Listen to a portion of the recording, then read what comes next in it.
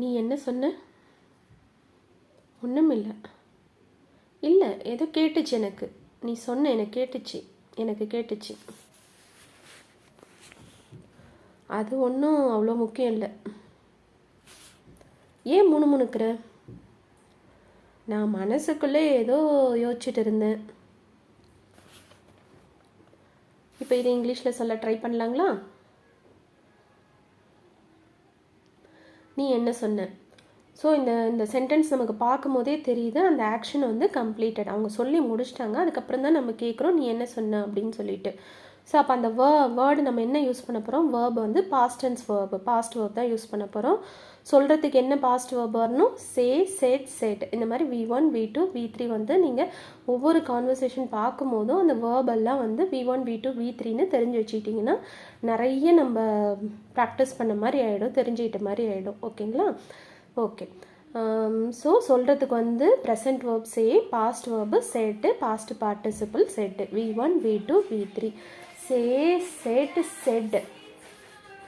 Okay.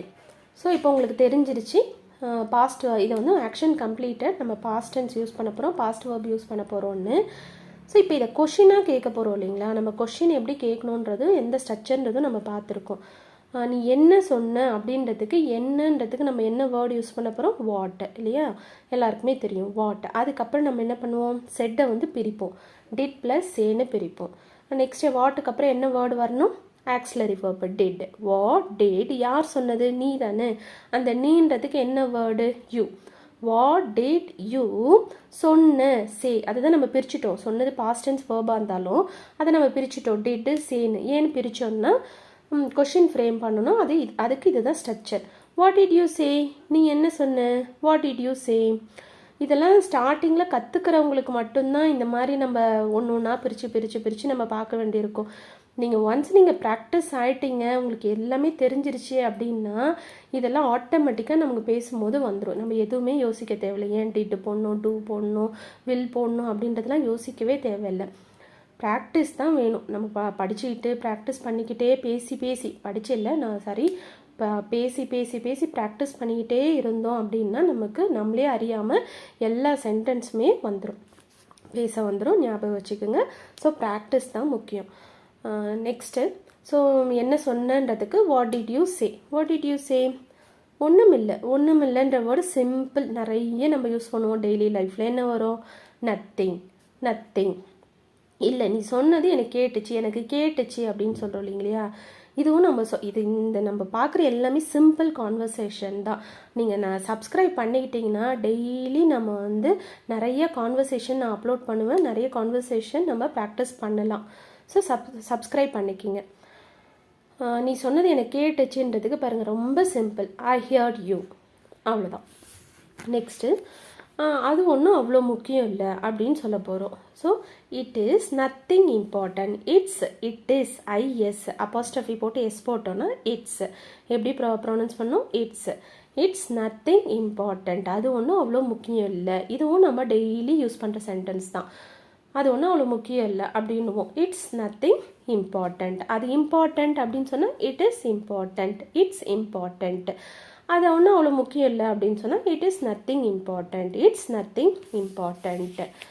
நீ ஏன் முணுமுணுக்கிற அப்படின்றது நம்ம எதிர்க்க இருக்கிறவங்களை பார்த்து நான் கேட்குறோம், ஏன் முணுமுணுக்கிற அப்படின்ட்டு. ஸோ அப்போ எதுக்கு கேட்குறோன்னா அங்கே என்ன டென்ஸ் யூஸ் பண்ண போகிறோம்? ஒரு ஆக்ஷன் இப்போ நடந்துட்டு இருக்கு அப்படின்னும் போது ப்ரெசன்ட் கண்டினியூஸ் டென்ஸ் யூஸ் பண்ணோன்றது நமக்கு தெரியும். ப்ரெசன்ட் கண்டினியூஸ் டென்ஸ் எப்போல்லாம் யூஸ் பண்ணலான்னு தெரியுங்களா? ஒரு ஆக்ஷன் இப்போ நடந்துட்டு இருக்குன்ற இடத்துல நம்ம ப்ரெசன்ட் கண்டினியூஸ் யூஸ் பண்ணலாம். ஒரு சில இடங்களில் பார்த்தீங்கன்னா ஒருத்தர் நாளைக்கு வருவார், கன்ஃபார்மாக அவர் வருவாருன்னு நம்ம தெரியும், அவர் வருகிறார் அப்படின்னு சொல்லுவோம். ஸோ அந்த இடத்துலையும் நம்ம அது ஃப்யூச்சரில் தான் நடக்க போகுது, இருந்தாலும் நம்ம கன்ஃபார்மாக தெரியுன்ற அந்த சுச்சுவேஷன்லேயும் நம்ம என்ன யூஸ் பண்ணிக்கலாம்? ஹீ இஸ் கம்மிங், அவர் வருகிறார். அந்த மாதிரி ஒரு சுச்சுவேஷனுக்கும் நீங்கள் ப்ரெசன்ட் கண்டினியூஸ் டென்ஸ் யூஸ் பண்ணலாம். இப்போ நடந்துட்டு இருக்கிறதும் சொல்லுங்கள். அதே மாதிரி உனக்கு கன்ஃபார்மாக நாளைக்கு அவங்க வராங்கன்னு தெரியுது, ஃப்யூச்சரில் உனக்கு கன்ஃபார்மாக நடக்க போகுது அப்படின்ற இடத்துலையும் நீங்கள் எதை யூஸ் பண்ணிக்கலாம்? ப்ரெசன்ட் கண்டினியூஸ் டென்ஸ் யூஸ் பண்ணிக்கலாம். இதெல்லாம் ஸ்டார்டிங்கில் தான் நீங்கள் இதெல்லாம் யோசிச்சு நீங்கள் சொல்கிற மாதிரி இருக்கும். நிறைய நம்ம பேசி பழகிட்டோம்னா நமக்கே எல்லா டென்ஸுமே கரெக்டாக யூஸ் பண்ணி பேச ஆரம்பிச்சிருவோம். ஓகே.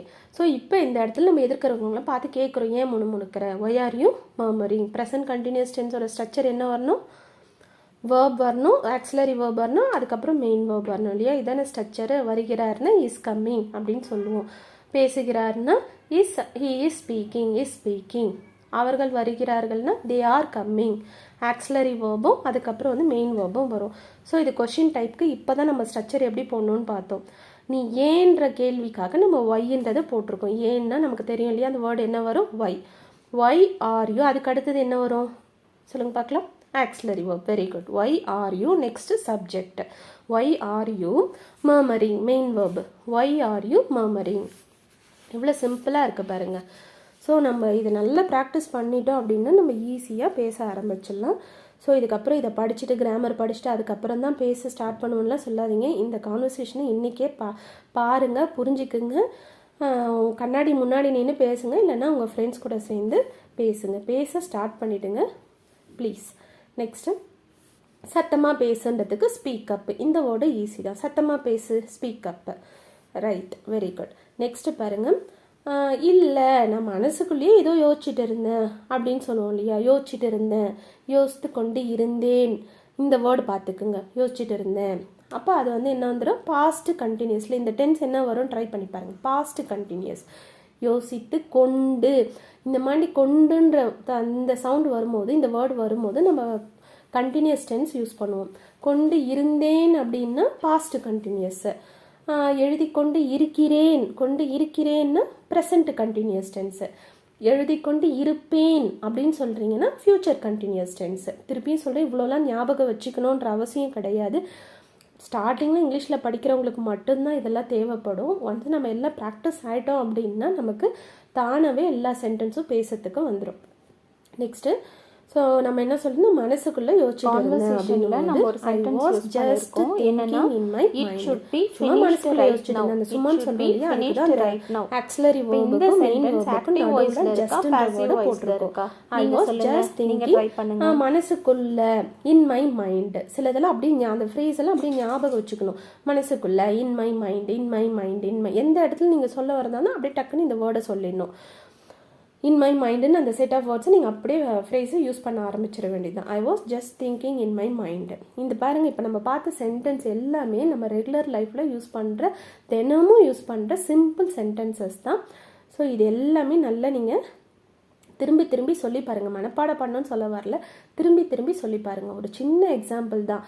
நல்லா இருக்கியான்றது, ஹவையுன்றது நமக்கே தானாக வந்துடும். நல்லா இருக்கா, ஐம் குட், ஐம் ஃபைன். இந்த சென்டென்ஸ்லாம் நமக்கு ஈஸியாக வருது. காரணம் என்னென்னா நம்ம நிறைய முறை சொல்லி ப்ராக்டிஸ் பண்ணிட்டோம், அதனால் வருது. அதே மாதிரி இந்த சென்டென்ஸ்லாம் கூட நீங்கள் திரும்பி சொல்லி பாருங்கள். ப்ராக்டிஸ் தான் முக்கியம். ஏன்னா நம்ம வந்து இப்போ பசங்க எல்லாமே என்ன பண்ணுறாங்கன்னா ஸ்கூல்லேயே எல்லாம் இங்கிலீஷில் பேசுகிறதுனால அவங்களுக்கு எல்லாமே தானாக இங்கிலீஷில் பேச வந்துடுது. இப்போ தான் நம்ம கற்றுக்குறோம் இல்லையா, தமிழ் மீடியத்தில் படிச்சுட்டு வந்துட்டு நம்ம இப்போ தான் இங்கிலீஷ் பேசுறதுக்கு ஸ்டார்ட் பண்ணியிருக்கோம். அதனால நமக்கு கொஞ்சம் டைம் எடுத்துக்கும். நாமளும் இந்த மாதிரி சென்டென்ஸாக பழகிட்டோம்னா நமக்கும் ஈஸியாக இங்கிலீஷ் பேச வந்துடும். ஓகே, ஸோ இப்போ நான் இதை ஃபுல்லாகவே ஒரு தடவை நம்ம பார்த்துடலாங்களா. நீ என்ன சொன்ன? What did you say? What did you say? Nothing. I heard you. It's nothing important. Why are you murmuring? Speak up. I was just thinking in my mind. Okay. இப்போ நான் வந்து பர்சன் 1ஆகவும் நீங்கள் பர்சன் 2ஆகவும் இருங்க. நம்ம 2 பேர் சேர்ந்து practice பண்ணலாங்களா? What did you say? I heard you. Why are you murmuring? Speak up. அவ்வளோதான். Very good, super. இப்போ நான் வந்து பர்சன் 2ஆக இருக்கேன், நீங்கள் பர்சன் 1ஆக இருங்க. Practice பண்ணலாங்களா? Nothing. It's nothing important. I was just thinking in my mind.